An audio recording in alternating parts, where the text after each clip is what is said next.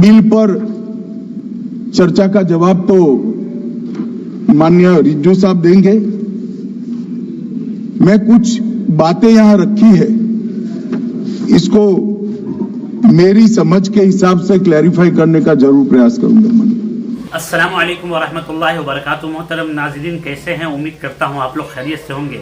अल्लाह पाक आप लोगों को खुश रखे, आबाद रखे। नाज़रीन, वक्फ में सिर्फ मुसलमान ही रहेंगे। अमित शाह ने बयान किया है लोकसभा के अंदर, हम ज़मीन को हड़पना नहीं चाहते हैं, वक्फ में मुसलमान ही रहेंगे, दूसरा कोई नहीं रहेंगे। आइए क्या इन्होंने कहा है समाप्त करते हैं। वक्फ में सिर्फ मुसलमान ही रहेंगे। अमित शाह, वज़ीर दाखिला अमित शाह ने चारशंबा के रोज़ लोकसभा में वाज़ेह किया, वक्फ बिल का ताल्लुक मुसलमानों से है और वक्फ में किसी दूसरे मजहब के लोगों को शामिल करने की बात मुकम्मल तौर पर गुमराहकुन है। वज़ीर दाखिला अमित शाह ने चारशंबा के रोज़ लोकसभा में वाज़ेह किया, वक्फ बिल का ताल्लुक मुसलमानों से है और वक्फ में किसी दूसरे मजहब के लोगों को शामिल करने की बात मुकम्मल तौर पर गुमराहकुन है। उन्होंने कहा कि ये बिल सिर्फ इस बात को यकीनी बनाने के लिए लाया गया है कि वक्फ इमलाक का नज़म शफाफ और कवायद व ज़वाबित के मुताबिक हो और मुस्लिम कम्युनिटी के गरीब ख़वातीन और बच्चे इससे मुस्तफ़ीज़ हो सके।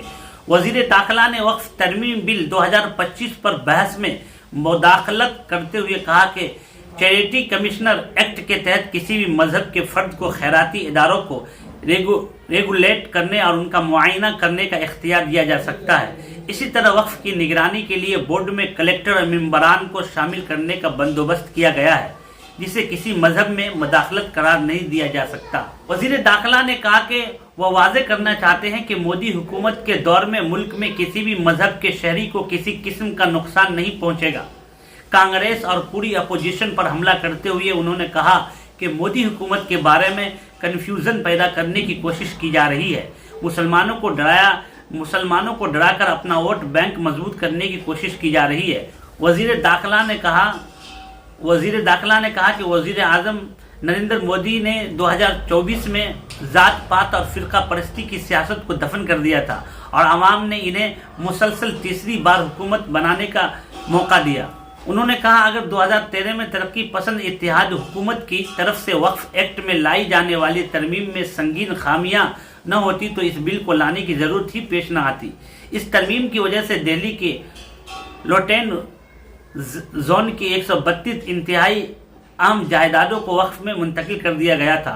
उन्होंने कहा कि 2013 में पूरे मुल्क में वक्फ अराजी 18 लाख एकड़ थी, जिसके बाद इसमें 21 लाख एकड़ का इजाफा हुआ है। उन्होंने कहा कि इस तरमीम के बाद हिमाचल प्रदेश, तमिलनाडु और कर्नाटक जैसी मुख्तलिफ रियासतों में गांव, मंदिरों और मुतनाज़ा ज़मीनों के वक्फ ज़मीन करार दिया जाएगा। यहाँ तक कि प्रयागराज के चंद्रशेखर आज़ाद पार्क पर भी वक्फ जायदाद होने का दावा किया गया था। उन्होंने कहा कि मुल्क के कई नामवर चर्च इस वक्फ तरमीमी बिल की हिमायत कर रहे हैं। गरीबों, यतीमों और बेवा मुस्लिम ख़वातीन के फ़ायदे के लिए वक्फ इमलाक का इंतज़ाम किया जाए। उन्होंने कहा कि लाखों करोड़ों रुपये के वक्फ इमलाक की आमदनी सिर्फ 126 करोड़ रुपये हैं। उन्होंने कहा कि चंद लोगों ने जिन्होंने वक्फ इमलाक पर कब्जा कर रखा है वो इन्हें 100 साल के लेस पर होटलों और दीगर मकासद के लिए महंगे दामों पर दे रहे हैं। अमित शाह ने कहा कि मुतवल्ली वक्फ इमलाक का मैनेजर है, अगर कोई वक्फ इमलाक के साथ बेईमानी कर रहा है तो क्या उसे कानून के मुताबिक सज़ा नहीं होनी चाहिए। शाह ने कहा कि 2013 में वक्फ एक्ट में की गई तरामीम के मुताबिक वक्फ के मामलात को किसी भी अदालत में चैलेंज नहीं किया जा सकता, लेकिन इस तरमीमी बिल में ऐसी दफात है कि अगर कोई चाहे तो वक्फ के फैसले को अदालतों में चैलेंज किया जा सकता है। ये बिल साफ है।